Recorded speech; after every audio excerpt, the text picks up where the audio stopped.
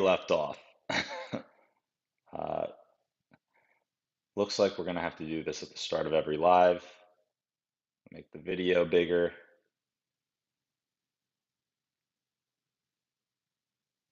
And this is one of the joys of live streaming on the road here. But all right, sweet. Looks like we got it.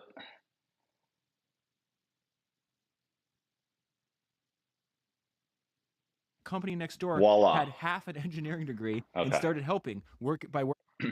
So for those of you guys who didn't see part one, we're learning about the genius of Koenigsegg, okay? So you guys go look up his cars, okay? This podcast just dropped. Not many people know this guy's background. This is probably going to be the only place on the internet where you can find it other than the Founders Podcast where it just dropped. But with us, you get the Founders Podcast and a Founders take on what is actually going on here. So he started a car company.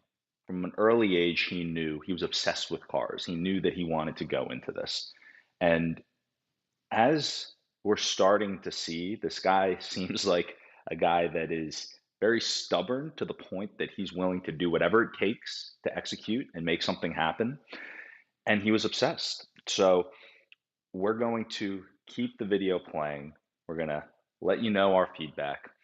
And the one point that I'll tell you that's coming later down the line here in this video, you know, as I'm listening to this, it's reminding me of someone that I actually have run into while I've been on a previous stream. One of my good friends who's also building a car company, he's building a supercar company as well. And there are a lot of parallels between the two stories. So I'm very excited to hear the rest of this. And, I'm actually going to text him right now, see if he wants to hop in and join this live. As a viewer, I don't know how to bring on guests on the remote setup. Anyway, here we go. Nights. He had a father who was an engineer at Volvo, and so we got a drawing table from him and a book on drawing principles and details and tolerances. I started drawing the suspension. I became a modeler. I modeled the CC8S myself with two other people. We did not have any computers for engineering work until 1997 or 1998. By then, we had already built a couple of prototypes. If you listen to episode 400, this is very similar to Jeremy Fry, who mentored James Dyson. Don't sit around and constantly plan out what you want to make. Start experimenting immediately. Action produces information. And then another thing Christian has in common with the people that are really great at what they do, they just love. They love what they do. There's a great exchange I found in this interview of Kobe Bryant a long time ago when he was asked, like, what is the one quality that all the great ones have? And without hesitation, Kobe said, it's love. It's not rocket science to me, man. The quality that we all share is that we love what we do. We absolutely love it. And it's a pure love. It's not the fame. It's not the money. It's not even the championships. It's loving what we do, and we do it all the time. We study all the time. And as a result, the championships come. You're going to hear a lot of comments from Christian von Koenigsegg like that. After seeing, this is what he said. After seeing his prototype after 2 years of incredibly difficult work, I remember a big smile on my face. I was aroused with emotion. I had a pinch myself sensation from a different interview that I found. They were talking about, he starts the company in 1992. Unbelievably difficult, no resources. From they was asked like these years of intense struggle, right? These years between 1994 and 2002. What were these years like when this was a period where you were struggling financially and had no product to offer customers yet? This is what he said. In hindsight, it was fantastic in many ways. Very tough at times, but also joyful and very creative. I was fortunate enough to have a few willing souls and friends helping me out with little or no pay. I made a bit of money doing speeches and seminars. It was difficult, but I expected it to be. That's such an important sentence. It was difficult, but I expected it to be. Perhaps I didn't imagine it taking 8 years, but I had a clear vision of making a fantastic car, whatever it took. To run out of money was one aspect of the whatever it took part. I look back at those years with satisfaction and joy, even though it was extremely tough. I remember it as a very positive experience. This is so important. If you want to become an entrepreneur in a field where you have to break new ground and where no one is actually asking for the product, then yes, an experience like the one I went through can be very valuable. He talks a lot more about how he got from prototype to his very first production model and the years that it took. Before I get back into this incredible story, I want to tell you about the presenting sponsor of this podcast, which is Ramp. All right. Christian von We're Koenigsegg, as you'll hear skipping today, through is the personally sponsor involved. So the message here. spending of your team, the amount of money the world's top founders, including this crazy story. All right. 6 more Let's get years back to the passed crazy story. before the Koenigsegg CC8S. This is their first production model. And the first time it was revealed was at the Paris Auto Show. In the interim, Koenigsegg survived on the income from his business, grants from the Swedish Technology Development Board, a bridge loan from his father, which we'll get into more. His father had sold his company and retired and thought that money was for retirement. Turns out it was essentially key for Koenigsegg to stay alive. And then he raises funds from venture capitalists after that. Now, when they say funds from his business, when he's a teenager, like 17 or 18, something like that, he starts a trading company. This is what he says about it. He says, I just looked for any opportunity I could find, and I found it selling ballpoint pens and plastic bags and frozen chicken. It was the early 1990s, and the collapse of the Soviet Union had opened up new markets in the Baltics. And so Christian seized the chance to export everyday goods to Estonia. And so he built what's called this odd little trading company, which made him enough money by the time he was 22 to take the next step towards his true passion. He was not passionate about his trading company. He did that as a means to get to the ends that he wanted, which was, I want to build cars. I've been thinking, I'm 22, I'm still young, but I'm thinking about this since I was 5. Now, I do want to focus on the first thing that he said that I thought was really, really smart about the benefit of just starting a brand new company against all of his competitors were incumbents. He could just start with a blank sheet of paper. And so he says, I didn't have any heritage controlling what my next step would be. I could start with an open book and dream up the car I thought would be perfect. And so he starts out making everything by hand. And as he continues, he learns this is a huge advantage. He says a labor-intensive process makes us more adaptable. We don't have to change huge production lines or machines just because we change the model. There's no machines. He says perfecting the curve. This is so fascinating. So, guys, I obviously have not built a car company or really done physical manufacturing in this way. Yes, data centers and Bitcoin mining is, uh, physical, but in terms of designing, it's like we're not designing the chips that mine the Bitcoin. And I haven't had to deal with these types of production cycles. I know the cycles in building software and things like that, but this is all new to me. And it is very interesting because these parallels that he's mentioning right here in the podcast of how it makes it easier and better to not have that infrastructure. You see the exact same thing with technology, but you don't really understand it until it's said so plainly here, which is these other larger car companies, they have legacy, they've got production lines, they've got ways to do things that be very difficult, expensive to change. Whereas when he's going in, he's 22 years old. It seems like the entire deck stacked against him, but in every position you're in, you have an advantage. If you're the big company, you have capital advantage, you have brand name advantage, you have a lot of things. But if you're the scrappy startup, you've got certain advantages too. And this one's a big one. This one that he's mentioning here, that it really gave him that flexibility, gave him that opportunity to design the best possible car for whatever he's trying to do. Of the car take craftsmanship, and then they interview in one of these documentaries, they interview the person actually molding the curves, and he says, I feel it by hand. And I think this also speaks to the idea, it's like, well, yeah, it's labor intensive, more difficult, but let's look at the bright side. I think that he's just a pervasive optimist. And what was so fascinating is, this is one of my favorite parts of the story, is the fact that he's starting a company in 94. This is a downturn in the economy, and everybody says the sports car is dead. This is what he says. I am extremely stubborn, and I don't like to give up. It's just not in my DNA. So I was reading about other car companies. When I started, there was a downturn in the economy. The media said that the sports car is dead. Many of the famous brands were struggling. Well, what am I supposed to do? I am going to build my car. Listen to what he says here. This gives me goosebumps. It is worth it, even if it took everything I had. I am just going to do it. I need to do it. I need to get it out of my system. I believed I could build a car that was interesting that someone would want to buy. I think this is the absolute dream if you're an entrepreneur and a founder, craftsman, artist, athlete, doesn't matter what it is. It's just like, what is it that there's something inside of you? It has to come out. It is a compulsion. I need to do it. I need to get it out of my system. I think it's obvious if you listen to a bunch of my podcasts. Clearly, podcasting is like this with me. If you go back and look, Founders was not what I called the podcast when I started almost a decade ago. The first name of this podcast was one of the worst names of a podcast anybody could come up with, but the meaning behind it was very important to me. The first name of Founders was not Founders. It was autotelic. Autotelic is an activity done for the sake of itself. I was saying from day one, even if nobody listens to this, I have to do this.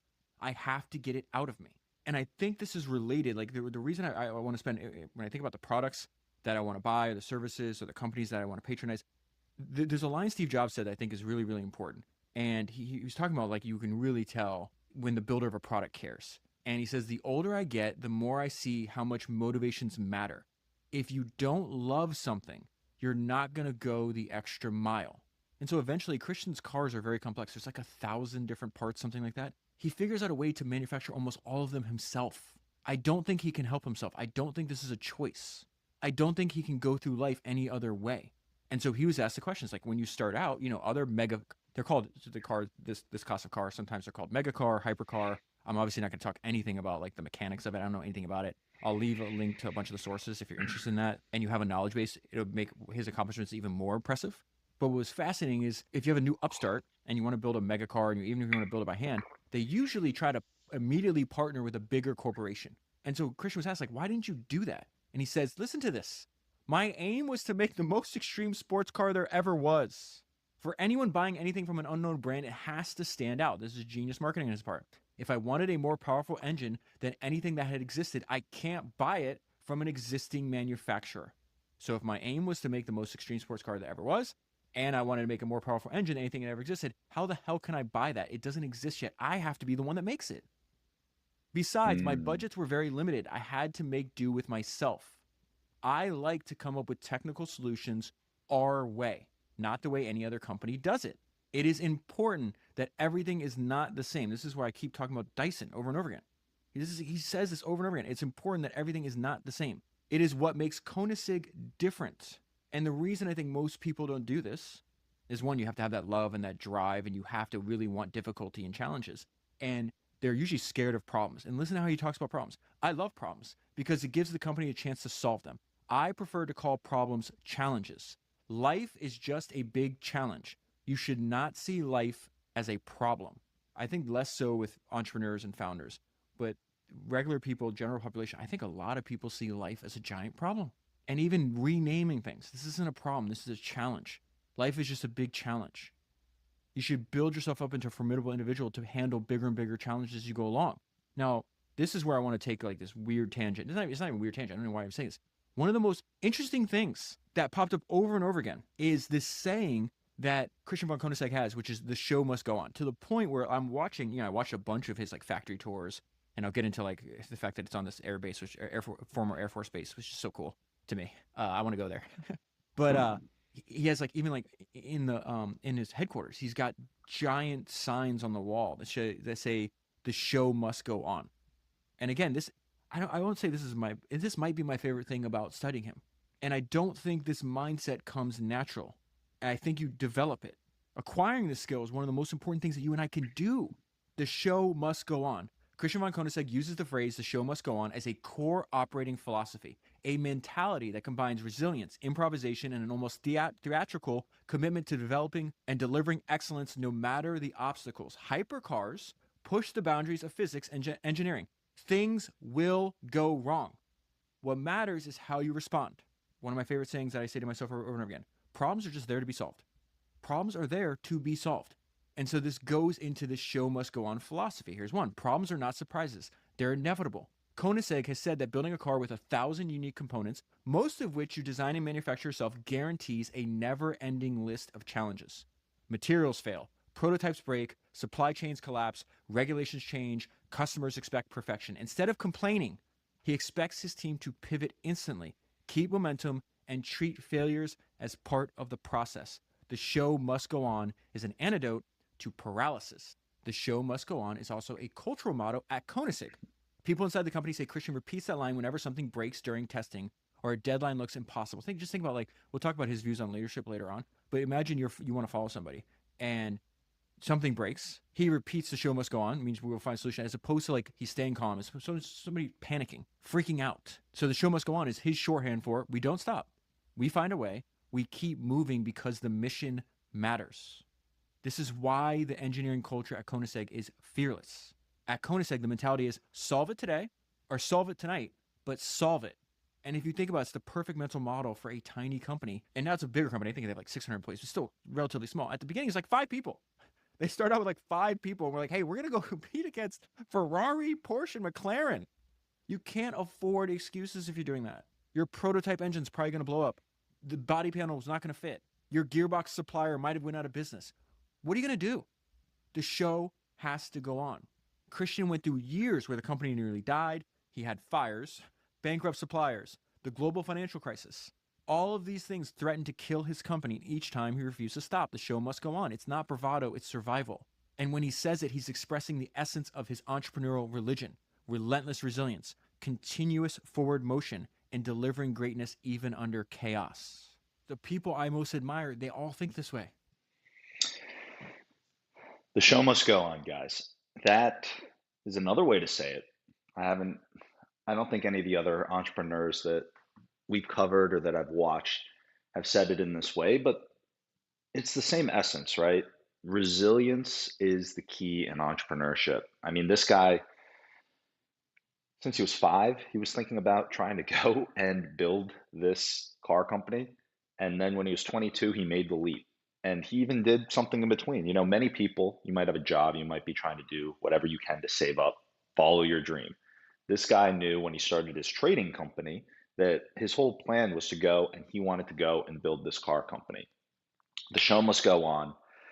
When you're an entrepreneur, there are going to be fires. They listed a couple that Koenigsegg ran through, but there's always going to be challenges, and the show must go on is a beautiful philosophy. You know, whatever pops up, there are going to be challenges. It's almost like that, that the Stoic mindset where you almost expect things to go wrong, and it helps you handle it. Like something goes wrong, you've anchored the expectation that that's going to happen, so you can be calm in the eye of the storm to make sure that you get through. So I'll keep it playing, but the show must go on. There's another great line from Kobe. He's like, when you're going through something, what's the alternative? Other than to keep going through it. When I had dinner with Charlie Munger before he died, I spent 3 hours with him. I did not look at my phone once, even though before I got there, I had like a list of questions. Didn't even pull out my phone.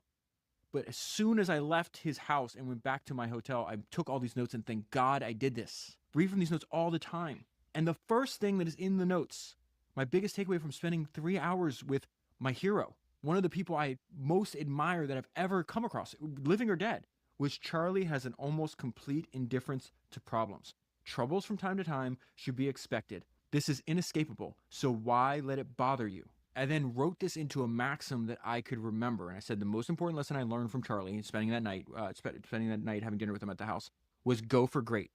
I'm going to read this to you. In typical Charlie fashion, it is a combination of 4 simple ideas. Charlie looks at everything through the lens of history. Human nature does not change. The same behaviors repeat forever. That's the first one. Number 2, Charlie has a complete indifference to problems. Troubles from time to time should be expected. This is an inescapable part of life. Number 3, wise people do not whine about problems. They prevent them. Charlie had the perfect quote on this. 3 words. Wisdom is prevention. Wise people don't whine about problems. They prevent them. Number 4, great businesses are rare. Great people are too. Great people and great businesses produce fewer problems. Your mission in life is to get into a great business and stay there and build relationships with great people. Doing so will prevent the majority of problems that are under your control. All of this can be remembered in a simple maxim: go for great. So I love this idea of the show must go on. Now I want to get into how he organizes his company. He's a huge admirer of Elon. He actually bought Tesla shares at IPO, and I don't think he ever sold them, by the way. So it's like amazing foresight on Christian's part.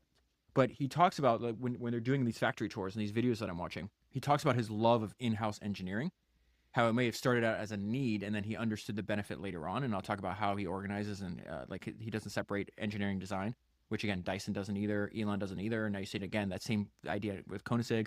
But they're asked, like, you're doing all this in-house engineering. Like, why'd you do this? He said, for many reasons. It started out that we couldn't afford for one of the large engineering houses to help us.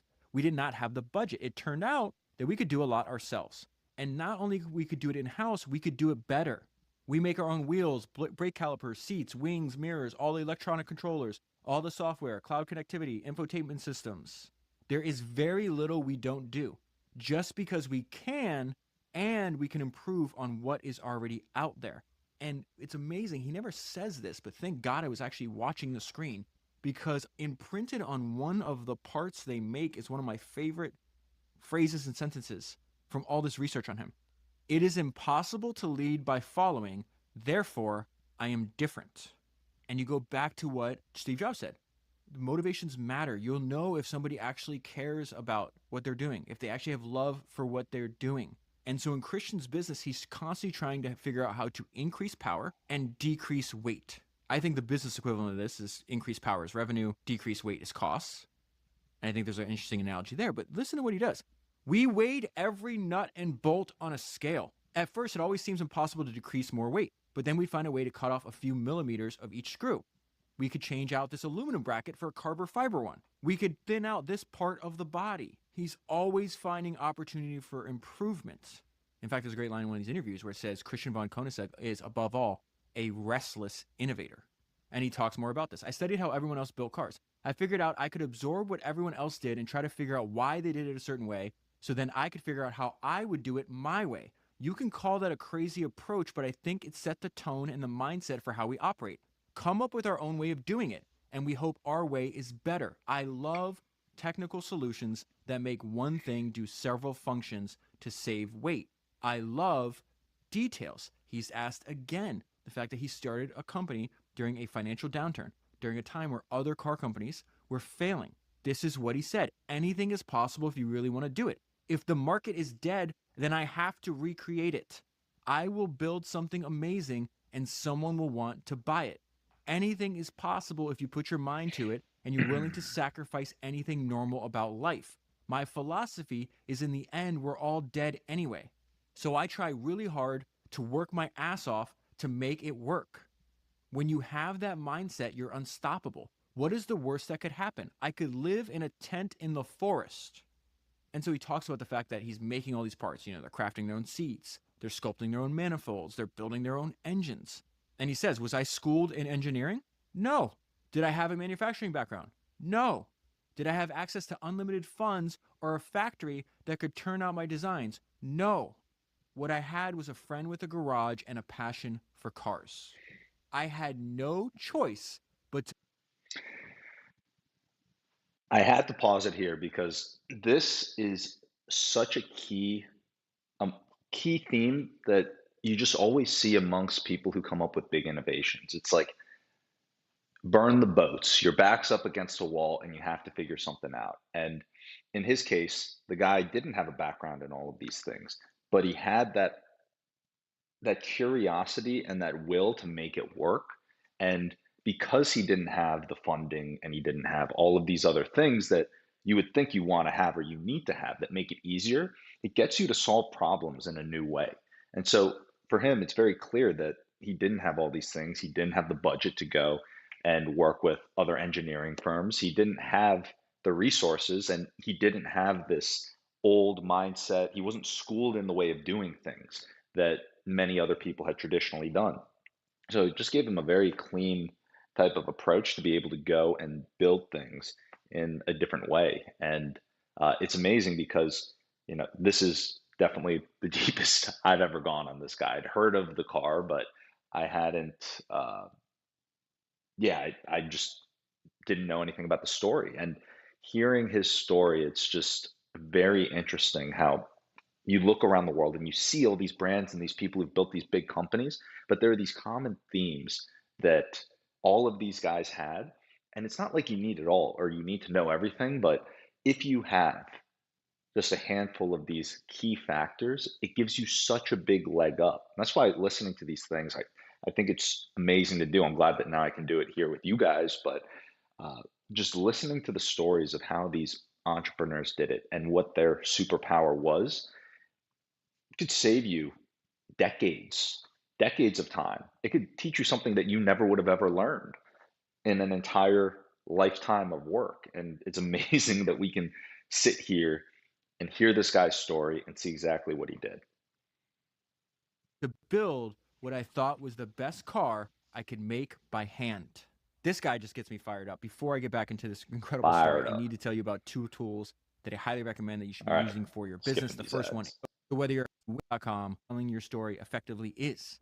And this is exactly what collateral does. Companies, all kinds of corporate storytelling is one of the highest forms of leverage, and you should prototype. So father Oh, loans whoops. him 2 years to build a prototype, and you should invest heavily in it. And you can do that by going to collateral.com. So let's go back to the very beginning of Koenigsegg's company, where he's finding out a way to finance this. It takes him 2 years to build a prototype. So he has he made $200,000. He had $200,000 of his own from doing the trading company. He uses that as seed money. Starts going through that rapidly. The next year, his father loans him another $300,000. This is what he said. My father didn't know it then, but he would, over the next few years, invest his life savings of about $2 million. Naturally, my mother freaked out. It is remarkable that his father did that, because there's no way at that point in time it looked like the survival or the future success of the company was a sure thing. A few years later, Koenigsegg is able to convince a group of about 20 investors, these venture capitalists. They invest another $2 million into his company. He would also finance it by giving shares of the company to some suppliers instead of cash. Now, much later on, when they start making more money, what was interesting, because you can probably tell this guy's obsessed with control, he actually buys back shares from his investors using the cash flow of the company. And this is what he said: the ethos of the company has always been, all the money we make, we throw it back into the cars, because that is our best investment. Now, in the early days of the company, the headquarters is this renovated farm building that had a thatched roof. The entire building is going to go up in flames. This Oh, happens man. on a Saturday, but everybody's still working, so they were actually able to get most of their prototypes and their tooling out before everything burned. This wound up being a blessing in disguise, because the Swedish government then offers them space at a recently decommissioned airbase. He just had to move the company to this area, because I guess the area around the airbase had really low employment. And so the Swedish government was trying to entice companies to move there to hopefully hire the people living around that area. And so you think about his idea of the show must go on. Your headquarters burns down in a fire. It's probably the worst thing to happen to your company up until that point, and yet it winds up becoming a blessing in disguise. So he says, our factory is a former fighter jet squadron hangar. And this is the benefit. And it looks really cool. So we can test 24/7 whenever we want with very little planning. They're using the former fighter jet runways to test their cars. As soon as we come up with an idea for an engine tweak, a gearbox, brake pads, aerodynamics, whatever, we can just go out and test. Again, this is James Dyson, Jeremy Fry. That is quite unusual even for a large car manufacturer to have that opportunity. This has really shaped what we are doing. It is one of the reasons our cars can be so extreme as they are. Anytime we want, we can test. Then he talks about the advantages. Remember, everything's like you're going up against all these incumbents. They have heritage, they have money, and he thinks actually being a smaller founder-led company is a huge advantage. If we come up with an idea, there's no one stopping us. We have the freedom of trying things that would be difficult in a bigger organization. And so he's giving the tour of where all the people work. And this is what I mentioned earlier, how everything's organized. And he's listing out all of these different departments making different things that are right next to each other. So mechanical engineering, transmission, engines, bodywork, chassis, carbon fiber, simulation, electronic software, they all sit in the same place. This sounds exactly like Elon. We want our engineers to be close to the parts they develop. Everything is tied together. And so when you watch these videos, all the people making it, they can actually see where the cars are assembled. Their offices are right above where the cars are being assembled. You can see it with your own eyes. Then he goes back to demanding difference. This is a genius of marketing, and I think it also is tied to the fact that, if you love what you do, you don't want to just make Me Too products. The cars need to stand out. They need to have unique features and functions, to be lighter, stronger, and more exciting. The only way to achieve that is going into the depths and extremes in as many areas of the product as possible. That is his quote, and the way he does this, the way he transfers that belief into the company, you see it. He walks around. He's looking at everything. He's talking to everybody. He's saying, this is not good enough. Why did we do this? Why did we do that? Let's redo that. Let's aim for higher. There's a bunch of other hypercar manufacturers and founders in these documentaries. One of them is Pagani, and he hits on the importance of differentiation. He's describing Koenigsegg. He's like, this is a guy with huge passion. And one of the things that you see is because all these brands are, most of them are founder led, even if the founders are getting older now. But he says all these brands of hypercars have their own purpose. He's speaking to the differentiation of not only what he's making at Pagani, but what Koenigsegg is making at Koenigsegg. And he says they put their names on the cars for a reason. It is personal to them. Christian von Koenigsegg is personally involved in every step of the process. And you go back to him describing in all these interviews, you'll hear him talk about every little detail of the car. In one case, the interviewer says, I'm getting goosebumps from your passion and your unbelievable talent for details. Passion is infectious. It doesn't even matter. I'm not a car guy. I frankly don't even give a shit. But now I want a Koenigsegg just because I know what goes into it. And by telling people how your product is made, what goes into it, it increases the value in the buyer's eyes. And so he does this over and over again. He says the entire car is made out of carbon fiber. We have the most carbon fiber intense road car on the planet. That makes it lighter, stronger, stiffer than any other car. We only use the most extreme type of carbon fiber material available, which is called prepeg. It is the same that is used in Formula One, fighter jets, and spaceships. We wouldn't be here if we were aiming for second position. So then Koenigsegg describes the type of people that he hires. Super dedicated people that bring all their energy and love into getting this done. This is now one of the people he hired describing him. He's the guy that thinks nothing is impossible. That's how he works. Working for him is not for everyone. He puts a lot of pressure on you. He has high expectations. The product needs to meet a very high standard. Another employee hits on what I just referenced. You buy a story. You buy a dream that we try to create.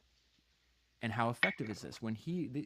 Now this happens all the time, but even in the first few years, they're not doing huge runs. Some models, I think they only make like 20, maybe like 60. But because the storytelling is so good, because the communication is so good, Koenigsegg's entire run of some models would sell out sight unseen. One of the things that his employees talk about that is so attractive is that you're working for someone who deeply cares. This is Koenigsegg. This is Christian von Koenigsegg describing his feelings when he sees a car is done. It's so emotional. I just want to get in and drive it. That's all I can say. It gives us fantastic feedback. I know what has gone into it. I know this is so for real. Another person describing him. Christian has more drive than his cars. Challenge is his constant companion. He is a man with many rivals, but only one enemy: compromise. He is one of the things I think was so attractive and so interesting and kind of filled me with energy and inspiration this week is I love people that are unapologetically in pursuit of greatness. Christian von Koenigsegg is unapologetically in pursuit of greatness. He has this great line: perfection is a moving target. We put so much passion and energy and time into every little molecule of our cars. I believe that is what it gives us the right to exist in this very tough market. We try to leave nothing to chance. We put our best effort into every aspect. That line, I believe that's what gives us the right to exist in this very tough market, is excellent. It's worth taking a few moments to think about what is giving you the right to exist in the market that you're competing in and what you could be doing better to answer that question. That is a very powerful idea to me. At this price level, and I've heard all kinds of rumors. Some of these things change hands on private markets, so it's just rumor. But anywhere from like 2 million to like 17 million, I think people have paid for one of his cars. And so he talks about this. At this price level, everything has to be beautiful and at the same time cannot sacrifice performance. At this competition level, there are no excuses. It has to be perfect. So we are trying as hard as we can. We set the bar super high. Otherwise, there's no reason to do it. Keep in mind what I am reading to you. This comes from a dozen different sources spread across a decade and a half at least. This is what I mentioned, having drinks with the very well-known and successful investor, and what he said about the best founder I ever worked with. He just executed on the same thing from day one, day after day, month after month, decade after decade. I see the same thing in Christian von Koenigsegg. He goes back to this. Comfort makes you dumb. Why are we doing this? It is so hard. Why are we doing it? We're doing it so you have something to tell your grandchildren about. That is literally, Bezos says this exact same thing. We did this in a small town in Sweden in basically a potato field. We put a stake down in the ground and said, this is what we are going to do and we did it. And in one of these interviews, he's asked this question: would you ascribe your work ethic to your passion for building cars, or was discipline ingrained in you from your parents? He says a little bit of both, but perhaps more from the first. Already in the early stages of building Koenigsegg, I understood the value and importance of perseverance. This is one of my favorite things he ever said.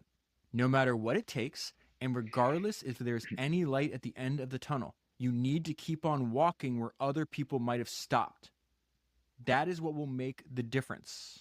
I'm going to repeat that. No matter what it takes, and regardless if there's any light at the end of the tunnel, you need to keep on walking where other people might have stopped. That is what makes all the difference. I am not your typical disciplined guy. I'm more of a creative persona that can focus on many different things at the same time. But I do possess a certain level of perseverance. Now, this is very fascinating. He's asked a follow-up. What makes a great leader in your opinion? I guess there are many different types of leaders. As for myself, I don't know if I would call myself a great leader necessarily. I am probably more of an inspiring persona who runs fast in the direction I want to go and pave the way and help out, more than being a Mm. strategic leader in the conventional sense. One thing that happened that greatly benefited him is the fact that he says, remember, he's over 30 years into building this company. I have never lost the passion over the years.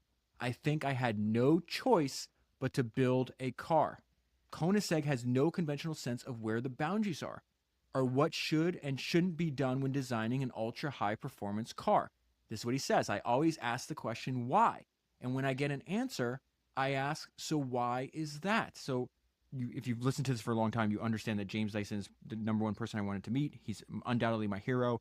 I've read his first autobiography five times. I've read his second one 2 or 3 times. He wrote a freaking encyclopedia about the history of great inventions. I've read that, marked it up just like any other book. And I just spent several hours with him. It could not have gone better. We recorded this incredible conversation, which will be out soon. It's not going to be on this podcast feed, so make sure you're following the just search David Senra in whatever you're listening to this on. You can follow it. It'll be out in 1 week. But this, one of the most interesting things that I don't even think I understood by read. I spent 200 hours in the mind of James Dyson, something like that. It's a crazy amount of time. When Koenigsegg says, I just always ask the question why, and then when I get the answer, I ask, so why is that? What James said on the podcast, and we got to talk after too, it's just like his entire driving principle is very simple. He just looks at a product and it's like, why can't this be better? And then he makes it better. And then he looks at it again and goes, why can't this be better? And then he makes it better. And he just does it over and over again. He never interrupted. This concept is so the concept of why. Why is this important? I think that many times when you're building something new, like you're building a company, you're building something into the world that hasn't existed before in some way, shape, or form. And that takes a lot of curiosity. And that takes going down paths that maybe others previously haven't gone down. And I think that this question, why, and just asking the right questions in so many ways is just the right unlock. When you wake up, what's the most important thing for us to focus on today? When something is not going well, what could we do to fix this? What's not going well? What's failing? What would the best solution look like? I mean, just asking those questions and genuinely trying to follow that line is such a superpower that I think you see actually comes intuitively to a lot of these different entrepreneurs, other leaders.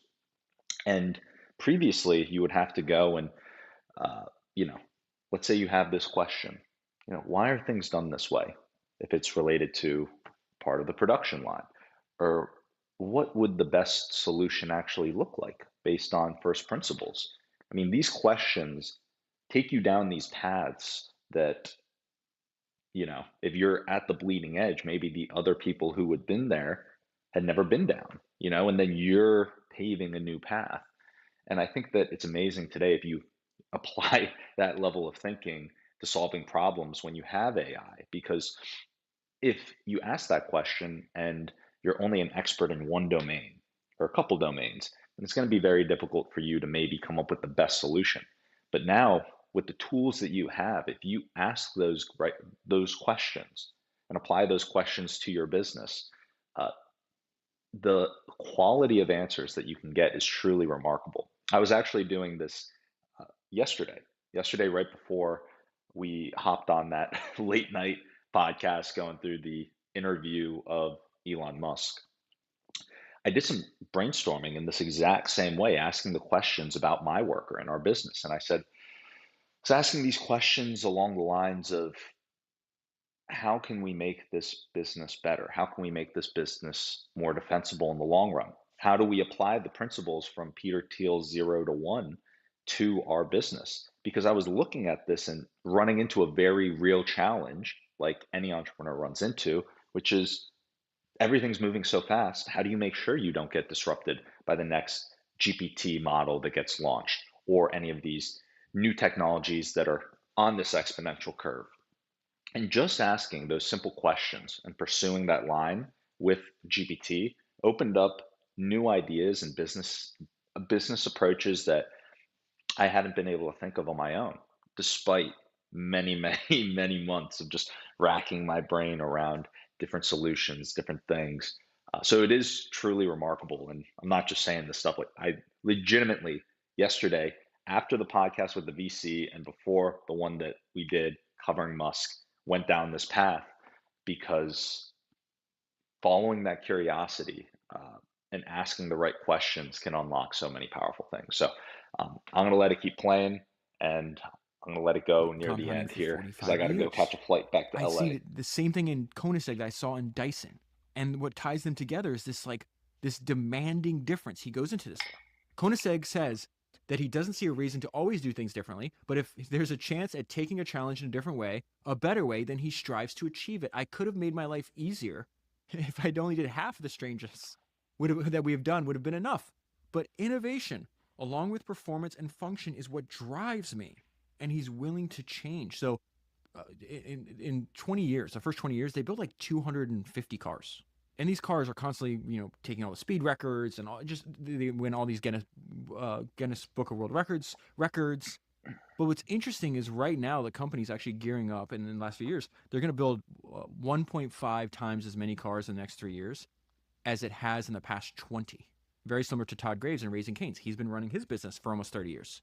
He's opening more stores in year 30 than he ever has. He's growing faster in year 30 than he ever has. To the degree that I have any influence over anybody doing anything in the world, it's this. Find what you love to do, find what you're compelled to do, and don't stop. There's so much interesting value that occurs 20, 30, 40 years into the future. James Dyson is 78 and he's still at it every day. He's still as passionate and fired up at 78 as he was at 45. At 32, how many people get there? So many people stop. Let's go back to what I wasn't even thinking about tying these two things together. Think about what Koenigsegg said earlier. No matter what it takes, and regardless if there's any light at the end of your tunnel, you need to keep on walking where other people might have stopped. That is what will make all the difference. How many freaking people are going to stop before you're 30? Almost everybody. Almost everybody. I love these stories. I just love these stories. And so then the last thing is this interview. And it's really interesting, because you look at these people, and I've been fortunate enough to talk to a bunch of them, and you think, oh, like, they're wealthy beyond, their dreams. Their company's wildly successful. Like, they must be happy and content. It's just like, man, no, we're humans. We all have these same emotions. You're gonna have the same emotions you have now forever. You're gonna have to get better at managing them, and what he was saying earlier, flipping a problem, renaming a problem into a challenge, and actually seeking discomfort, because I think that's like what we're doing. Like, why would we be doing any of this stuff? So there's this interview he does where he sets 5 to 10 minutes. this land record. I think the car went like, I don't know, like 287 miles an hour or something like that. It's just crazy. And so they talk about the future of his company, right? Now we're 25, maybe 28 years into the history of the company, and how nervous he was leading up to the speed record. But there's just a couple things from these interviews the interview that I thought was interesting. And the way it started was fascinating. It says no one was prepared for the disruption Koenigsegg would have on the supercar segment when the company first emerged from Sweden's dark and mysterious forests in 1994. Neither was the world prepared for the sheer intellect and force of will of Koenigsegg's founder. We sat down with Christian 2 weeks after one of his creations, an Agera RS, broke 5 world records, including becoming the fastest production vehicle on the planet. I love how Koenigsegg started this. He says, we've been chasing the demons of speed. I've always wanted to build my own sports car since I was a young boy, but when I started, no one was asking for a Swedish supercar. I had to solve the problem of how can I make people interested. What came across as the correct strategy, but may not have been the easiest road to travel, was to outdo everyone else in what a sports car can do. The person interviewing says, we remember the first time we saw one of your cars and said, whoa, what is that? Christian replies, that's exactly the reaction we were going for. Again, I'm sorry to bring up Dyson so many times. The parallels are so obvious. It's like jumping off the page and hitting me right in the freaking face. Now this is very fascinating. We are living during the times where there's the most opportunity for technology to be integrated into cars in more interesting ways than ever before. I just love it. This era is the perfect storm to create extreme, interesting, and unusual things. If you go back to the episode I just did, episode 405, how Rockefeller worked. One of the things that Rockefeller had in common with Christian von Koenigsegg, with most of the great founders, is when they're starting their business, they find ways. Rockefeller would leverage technology to build a business that was not possible before the invention of that technology. Christian's saying the same exact thing here. He's asked another question. Has anyone ever tried to stop you in the company's history and say, Christian, this is way too crazy. We can't do that. Christian says, yeah, I've heard that a couple times, but I know why we are here. I know why we are where we are, and it's because we did these kind of over-the-top things. We did them well, and that's who we are. We can't change from one day to the other. We are here to push boundaries, and that's what I like in the end. Sometimes it's frustrating and painful, but that's who we are. One thing, if you listen to the conversation I had with Dyson, he said right to my face, which was very fascinating, and I've been thinking a lot about the last couple of days. He says, risk has become a thing I have to live with. I need to live on the knife's edge all the time. It doesn't make me unhappy, don't get me wrong, but I like living for the moment in danger. Christian von Koenigsegg says, I'm here to push boundaries. That's what I like. Sometimes it's frustrating, sometimes it's painful, but you're alive. And if that's who you are, you have to be who you are. And the final question he's asked is, where do you see the company 10 years from now? And he says, that's a tough one. I never say that we will have this amount of turnover, meaning revenue, or this amount of cars sold, but I expect us to have moved forward technically and continue to make inspiring and exciting products. Most likely sports cars, or perhaps a spin-off of what we do now. I also hope that we will have grown a little bit, because there are only two natural states for a company, and that is either growing or shrinking. And I'd rather grow than shrink. Everyone thinks that I'm living my dream, and I agree. And that is where I'll leave it. If you want to see all the sources, I'll list them below. You can watch all these videos. You can watch the documentaries. I already mentioned a few times. I would really appreciate if you get any value out of my work. If you would please follow the new podcast I made. Nothing's changing with Founders. I'm going to do Founders till I die. I'm going to be reading these books. I love this. I'm obsessed with this. You just heard me talk about it over and over again in this episode. But I'm also completely addicted and inspired and thrilled to sit down with some of the top entrepreneurs in the world and have these intense multi-hour conversations. Those conversations moving forward will only be available on the other feed. So whatever you're listening to this on, YouTube, Spotify, Apple Podcasts, wherever, just search David Senra. You will find my big giant head, and you can follow that podcast feed. I've had some incredible conversations. I've loved them all. I would listen to every single one. I promise you, I think it's a good use of your time. And please do not miss the James Dyson one that is coming out soon. Search and follow David Senra wherever you're listening to this. I really appreciate your time, and I really appreciate your support. So the book that I want to talk to you about today is Okay, guys. This was an incredible podcast. Absolutely love what this guy puts out. I would highly recommend you go check out what he's working on. I want to give shout out and credit where credit's due, Founders Podcast. And yeah, we're gonna wrap up here. We're probably gonna go live again, if not later tonight, tomorrow. But we got to go catch a flight. So until next time, hope you guys have a great day. Peace.